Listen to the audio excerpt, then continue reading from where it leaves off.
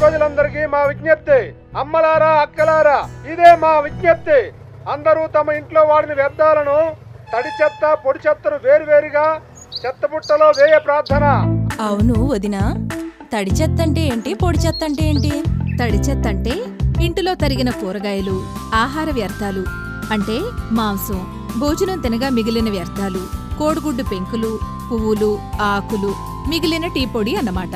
పొడి చెత్త అంటే ప్లాస్టిక్ వ్యర్థాలు, గాజు పెంకులు, అట్టలు, పేపర్లు, థర్మాకోల్స్, పాడైన ఎలక్ట్రానిక్ వస్తువులు, ఇనుప సామాను. తడి చెత్త పొడి చెత్త వేరు చేయడం ఎందుకు? ఏదైనా చెత్తే కదా. ప్లాస్టిక్ సంచులు, బ్యాటరీలు, గాజు పెంకులు తినే వ్యర్థాలతో కలిపి పారేస్తే అవి చూసుకోకుండా జంతువులు తిని మరణిస్తున్నాయి.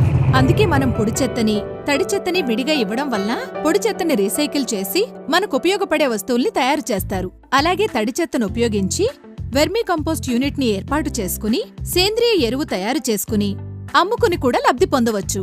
అందుకే మనందరం మన గుంటూరు జిల్లా కలెక్టర్ గారు చెప్పినట్టు చేస్తే ప్రతి గ్రామంలోనూ పట్టణంలోనూ స్వచ్ఛమైన జ్యోతులు వెలుగుతాయి.